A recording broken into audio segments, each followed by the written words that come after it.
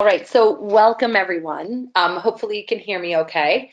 My name is Tricia Grant. I am so excited to be here speaking with all of you wonderful clients of Ascender. What a wonderful company to put this together virtually after, such a crazy situation that we're in right now. So just to introduce myself, my name is Tricia Grant.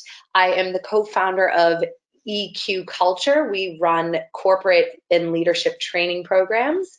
We also work with schools and universities and medical industries to help them develop their emotional intelligence in measurable formats so that they're able to use these soft skills to really make long-lasting and foundational changes within organizations. So today we are going to talk a little bit about a wonderful subject, mindful leadership. So as I know, most of you have a general understanding of what mindful leadership is. So we're going to go ahead and discuss today how it might be good, how it can be bad, and believe it or not, it can be, and also three sort of tools that we can use that is going to help us become better and more mindful leaders, and how we can use this to our benefit within our organization. So just over to the next slide, please. Okay, so first and foremost, my expertise and background is in emotional intelligence. So hopefully most of you have heard the word emotional intelligence, and I'll be using the word EQ in conjunction with emotional intelligence.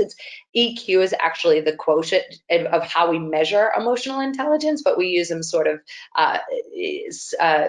use one for the other. So what is emotional intelligence? Go ahead and hit the next button. So just a quick definition. Emotional intelligence is the ability for us to be aware of your emotions and those of others in the moment, and use that information to manage yourself and to manage others. Okay, so there's one little group of words within that sentence that are super powerful and really set aside what emotional intelligence is versus what it's not. And those three words together are in the moment. Okay, so it's the ability to be aware of your emotions and those of others in the moment, and then use that information to manage yourself and to manage others. So that's really important, because I think all of us can understand hindsight's definitely 2020. You always say, oh shoot, why did I do that? Or, oh, I shouldn't have said that. Or even worse, sometimes when you get that dialogue in your head over and over and over again. Well, with emotional intelligence training, what we do is we work on different competencies to help build your behavioral response muscles. And it allows you to take a little extra time and really process what's happening, whether it be you or the way you react. Instead of reacting, more responding, and also observing what's going on with others around you. So go ahead to the next slide and we'll talk a little bit about the 4 areas of EQ. So just go ahead and hit the space bar one more time. So we've got 4 quadrants here. As you can see under personal quadrants, we have one called self-awareness. Okay, and so this is the first stepping stone of emotional intelligence, and it's really the stepping stone for anything that we do with our soft skill development. And what this includes, things like our personal power, our integrity, our innovation, our creativeness, our initiative for bias and for action, and these are the way that we show up. Okay, under that you'll see self-management. Okay, so this is how we respond. Well, some people react in certain circumstances, but we want to create more of a response. And these are things like our resilience. These are the way that we manage ourselves in stressful situations. This is our personal agility, our ability to bounce back, our resilience, so to say. And then it's also our behavioral self-control, which is, whether or not we like flip the lid real quick, like if somebody gets us upset. Usually, more often than not, those are the people in our personal lives that we're very close to and that we trust, that we have those sort of snappy attacks to. And so what we do there is we harbor how we recognize those things. So those are like our triggers and stuff like that, and we work with you on that, on those types of things. Then we have lastly our two other quadrants. So we've got social awareness. So what is this? This is reading a room. This is being aware of how people are reacting, why they might be reacting that way, and really understanding what's going on with other people. So a really important one, which we're going to talk about today, is empathy. That falls under this. As a matter of fact, a lot with emotional intelligence, people go, oh, I know what EQ is. It's empathy. Well, no, empathy is actually just one of the 26 different areas that we train in. It's fantastic. But it's a huge portion, and it's really important for us, especially for those of us working with global decentralized teams where we have to think about other people's perspectives and empathetic and take an empathetic view on why they might be reacting or responding the way they are. Another one is sort of your situation and your organization's awareness, your communication, that falls under your social awareness. And then lastly, we have our relationship management. And certain portions of communication fall under this. We also have conflict management. This is also where we build bonds, where we see catalyzation for change, collaboration, building trust. And this is really sort of the main areas where we focus a lot on leadership development, which is really quite exciting, and sort of those things that we want to be and get to really take effect on other people. So go right ahead to the next slide. And I'm just going to go ahead and mention, as we move on to the next slide, before we get into the balance of mindfulness and leadership, is really like EQ and why it helps with mindfulness is because mindfulness meditation helps manifest emotional intelligence in 3 different ways. So number one, it improves your ability to comprehend your emotions. Number 2, it helps you to learn to recognize the emotions of other people around you, which we just discussed. And number 3, it strengthens your ability to control your emotions, so your behavioral self-control. So those are 3 ways that being mindful and being in the moment work alongside EQ and how they harbor one another. So let's go ahead and talk about the balance of mindfulness and leadership. So believe it or not, and I think we're all very familiar with the term too much of a good thing, right? So too much of a good thing can and does happen with mindfulness, especially in the capacity of working, because I'll tell you some reasons. So on a positive note, right? If it's practiced, mindfulness seeks, according to Willoughby B. Britton, who is a psychologist who wrote papers out of Colgate University, she says that mindful motion regulation seeks to increase adaptive approach-related strategies, things like acceptance and reprisal. But it also seeks to decrease avoidance strategies like distraction and suppression. So mindfulness is seeking to do those things. But that said, there can be a bit of a downfall. Sometimes if we're too mindful, we mightn't see ourselves avoiding an overwhelming situation in maybe a difficult conversation. Okay, so there are concerns with mindfulness in that it can lead to avoidance in thinking and through overwhelming situations and also having these difficult conversations. And instead of pushing through these barriers to change our thought patterns and our behavioral patterns, people just accept them, right? And that's not good. That's not good enough, especially as a leader. We do need to have those difficult, challenging conversations. We have to be present for those and really be able to address them full on in a very rational way. So instead of logically and rationally thinking about these situations and coming to these difficult decisions, some of them kind of back up from them because they're too scary and overwhelming, and they don't want those thoughts because they're very mindful and they're thinking in the present. So instead of pushing through these barriers, people just kind of, like I said, they just sort of accept them. So it can lead to analytical thought processes, and it changes the way of usually doing things if we're not careful. So it can also result in people blocking out the world, the real world, and issues, and accepting just their lives the way they are. So that's a really important thing to note. So the balance is that we need to be mindful, but we have to be aware that we're also in a leader capacity, and or that we're on teams, right?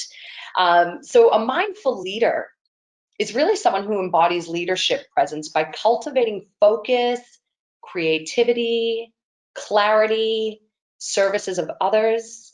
And if we look more deeply into the definition, we know that there are these are the fundamentals of leadership excellence. It really is, right? Being mindful and being leading, and the combination of both is so important, and really the foundation of mindfulness really does make for the best leaders.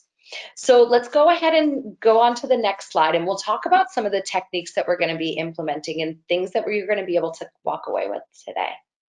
So the first one is 3 tips. Okay, so these are 3 tips on how we can apply mindful leadership, and it's for yourself, but it's also what to look for when you invest in other people within your organization. So whether you're hiring new people or you're creating teams, these are the things that you want to look for, but these are also things that you want to continuously improve within your organization. So the first one, which is one of the most important, and we talked about it earlier when we were talking about the foundations of emotional intelligence, it's self-awareness. Okay, so we'll talk a little bit about that. We're then going to move into some social awareness quadrants, which are going to include some communication techniques and also how we're using communication in a day and age like today with the amount of technology that we have. And then we're going to talk about applicable modern business practices, which is sort of what I was discussing. And when we're talking a little bit about social awareness, we're going to be talking about empathy and cognitive empathy.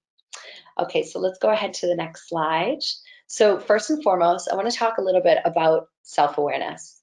Okay, so as I mentioned, it's really the foundation for anything that we do within ourselves. So how we show up, how we become mindful. So what is self-awareness? Self-awareness is really noticing and being able to label your feelings and your emotions. It's like your gut level instinct, right? And it's your ability to connect to this and recognize the effects that it has on your mind and your body.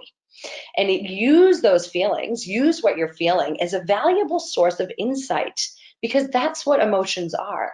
Emotions are telling us something. They're either protecting us, or they're warning us, or they're making us feel excited and we're releasing cortisone, or we're under stress. They're really very intelligent ways that we're able to, of our inner functionings. They're intelligent ways that we're able to label our inner functionings. So having the ability to do this is a huge superpower. We're able to take a step back and say, hey, what am I feeling? So people who administer strong emotional self-awareness, they know what their emotions are and why they're feeling them.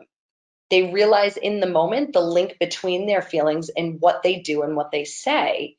And they also realize how their feeling might affect their performance, okay? And they're able to really articulate how it is that they're feeling.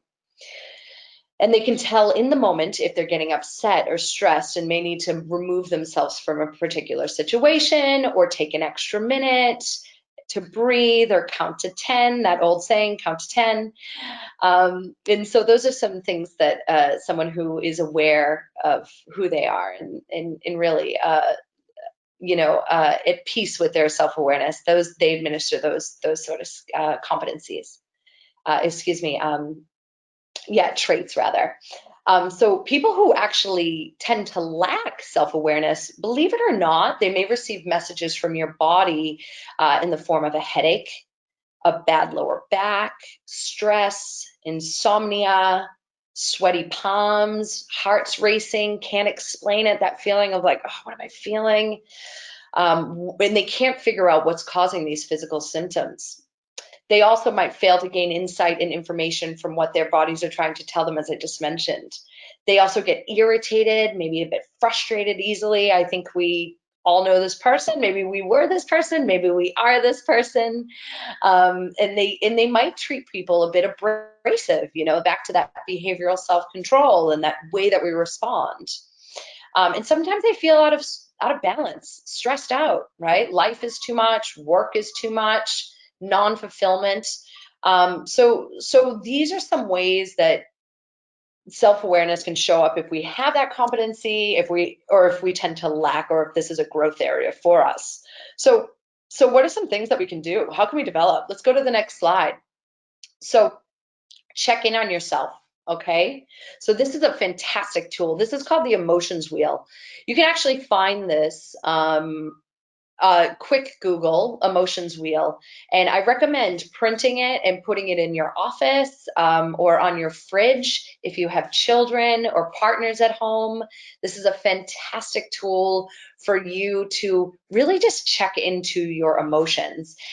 And so this is super common, right? Okay, so how are you doing? Good. We usually say, I'm really good. I'm really good. Or I'm great. Or I'm good. Or I'm not great. I'm feeling a little sad. So that in mind, there's really sort of 6 areas of how you can be feeling, right? Just these 6 little areas here. You can be feeling happy, you can be feeling loved, you can be feeling afraid, a little bit angry, a little bit sad. So as we branch out in the emotions wheel, we're asking ourselves the question, okay, and what else? So it's, how am I feeling? And you can ask yourself these questions whether you're in the heat of a moment where you might be getting agitated, or your teammates might be getting agitated, where you can say to them, how are you feeling? And then they could say, I'm mad.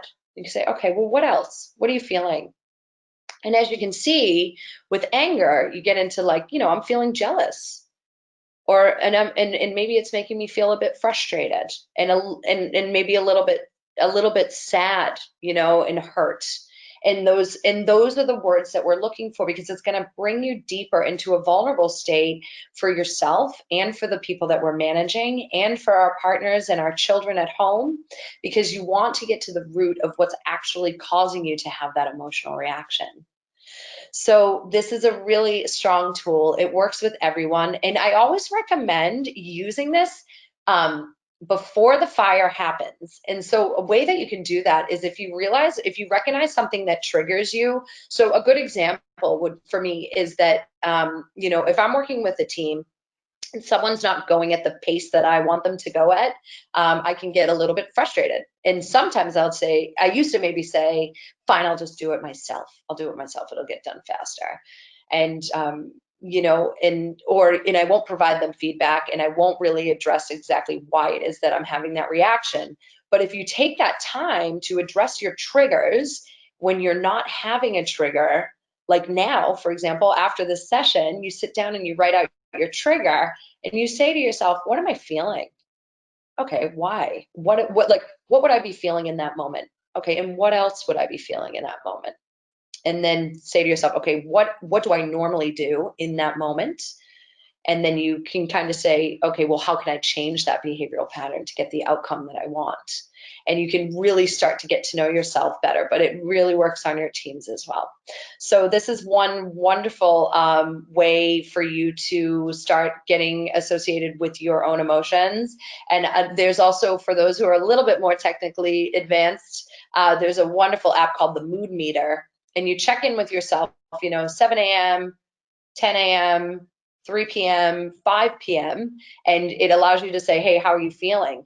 So for myself, I'm very high energy, and people often say, oh, she's so American, happy-go-lucky. But I was noticing a pattern that I was feeling really agitated around 4 o'clock, 5 o'clock when I'd finish up my day.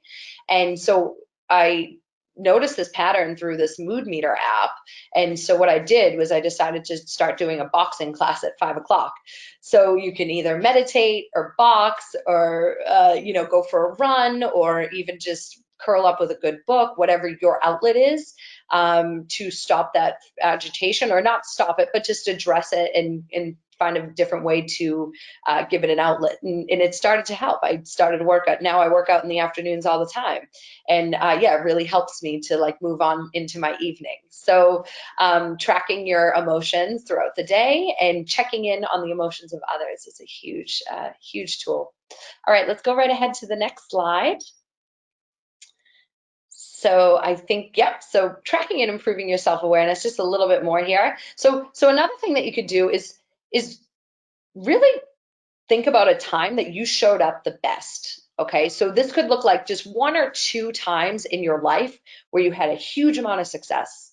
All right, and whatever that might be, you know, isolated moments or a general 5-year span. And then what you can do is do the same thing for times where you didn't show up your best.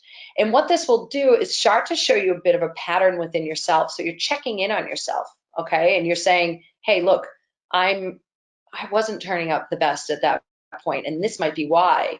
You know, for me, as an example, was my behavioral self-control with my husband. I would snap at him, you know, and I was starting to realize that was something that I needed to work on. So these are great ways for you to become more self-aware. And then really what you can do as well is take and give valuable feedback. So it's giving valuable feedback and also turning to someone you trust to get valuable feedback. All right, not someone who's just going to give you, you know, you're amazing, you're fantastic. Someone who you really believe in will give you the truthful answer about who you are and why you're turning up that way. And really take it on. Okay, they're not telling it there. They're not giving you that information to upset you. They're doing it to help you. And remember, most of the time, people are trying to help in any circumstance, and that certainly equates with feedback. Openness and communication. We're going to talk a little bit more about that as well as we move forward. So practicing being open, practicing being communicative.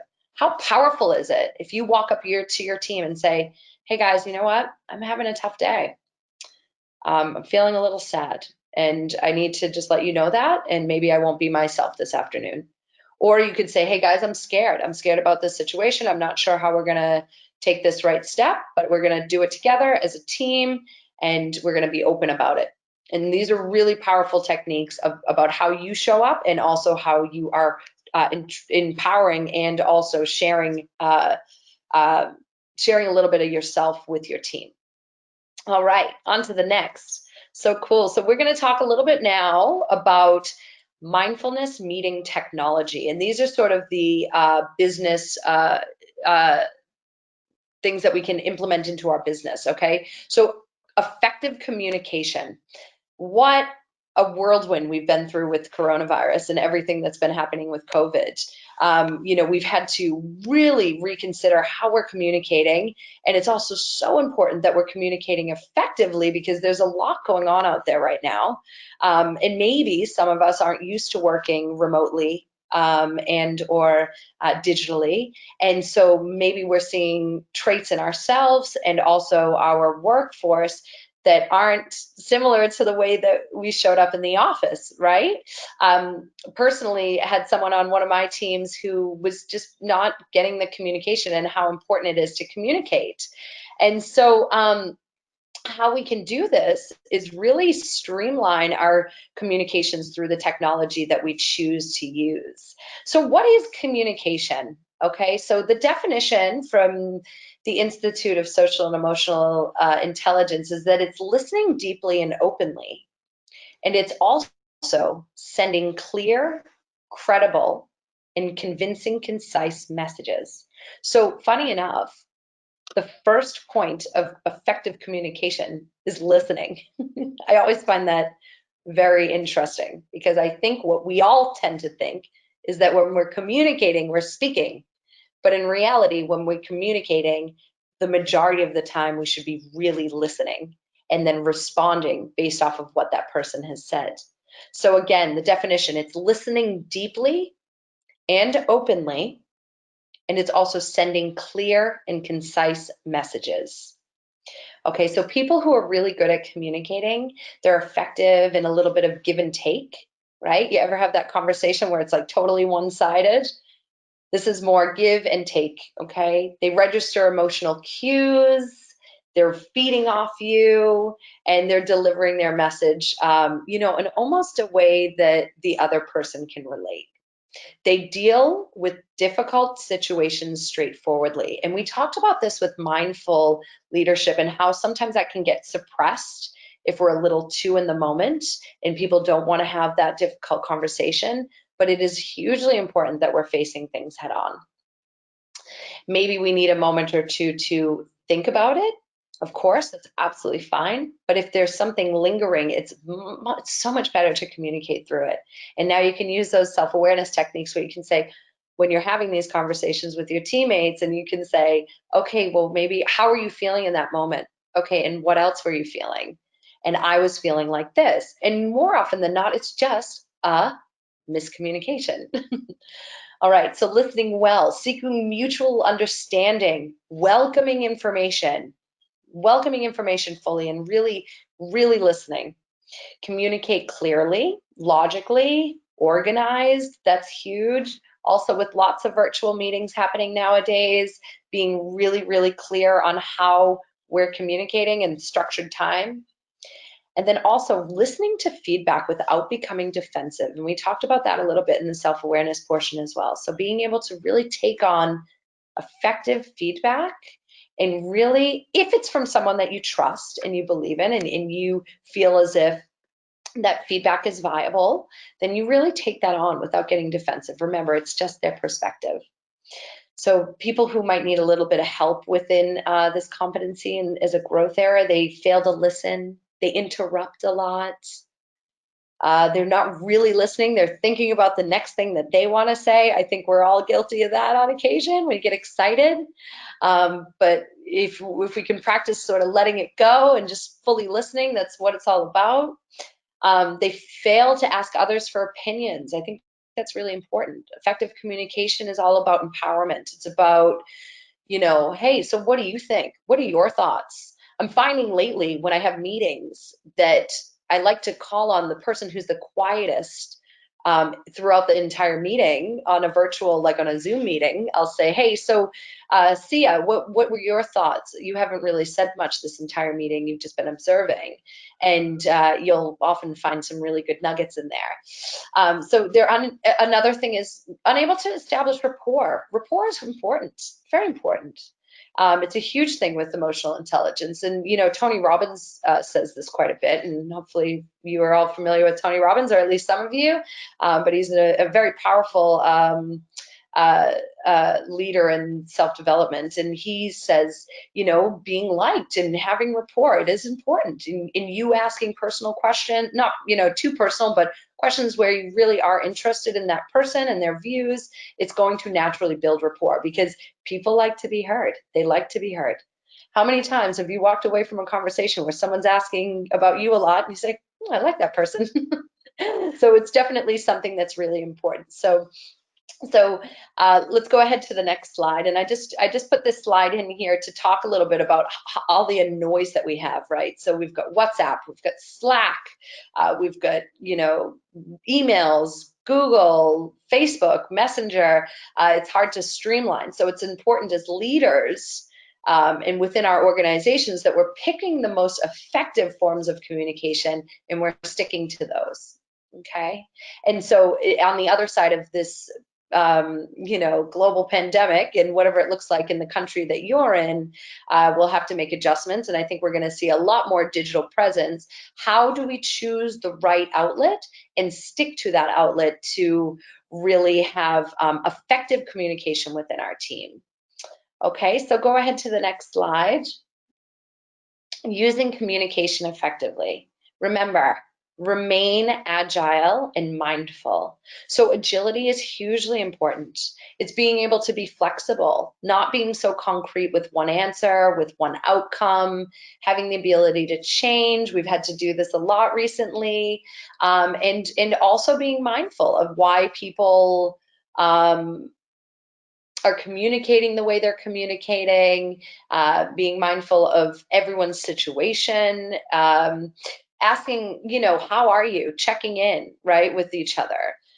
Being clear and concise in your message. So one of my favorite leaders right now is Jacinta Ardern out of New Zealand. She's just powerful because she is so clear, concise for the people, and she's not afraid to have a direct conversation, but she's also equally able to show humility and empathy. And I think that's really, really important. So when she delivers messages, you can't help but get inspired, or really engaged with what it is that she's saying, because she's super, super clear. And yeah, it's just exciting to listen to with a combination of all our other good EQ, juicy EQ bits. Be careful of too much noise. Again, it's going back to the last slide. There's a lot going on, right? Streamlining, quick with our messages. I've cut down to about a 5 to 10 word emails I'm finding really good right now. And then I'm making a little bit more time for my connections via Zoom, or while I'm in Australia, so in person as well. I save a little bit more time for that, and I'm trying to reduce the noise online personally. So just be careful of that. Be aware that people are getting lots of messages from lots of different areas, including yourself, I'm sure. And then listening. Okay, so just that intent listening, making sure that you're taking the time to listen and put yourself back in the moment to what that person's saying without thinking about what it is that you're going to say next. Okay, also just, being appreciative, being really appreciative and grateful and sincere. And those are some things that I think we can all work on and all do. And, I don't know who practices gratitude here, but it's a huge tool in how we show up, in being really, really grateful where we are in the world. And so our last tip for the day, and the last area we're going to cover, is cognitive empathy. Okay, so there's really 3 different types of empathy. All right, so empathy is the ability to really think and put yourself in that person's shoes. Okay, and having an emotional response to that. Now, the 2 that I want to discuss today is, the first one is emotional empathy. Emotional empathy is if you and I were to share an emotional experience, right? Let's say, for example, God forbid, maybe a parent of ours has passed away and we've shared that together.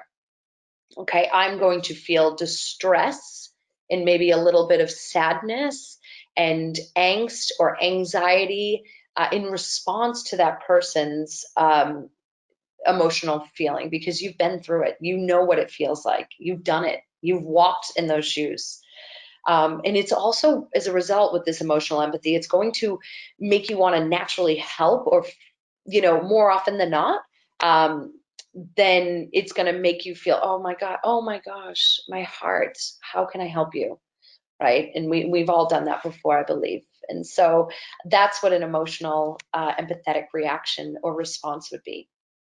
We then have cognitive empathy, which is hugely important for us as leaders, and again, as people running teams that might be all over the world with different cultural backgrounds, different religious backgrounds. I live in Indonesia, and I work as a business consultant alongside my leadership development, and I work with a team from Bali and Java. And, I don't practice Ramadan as an example, but I have to be cognitively empathetic of someone who does.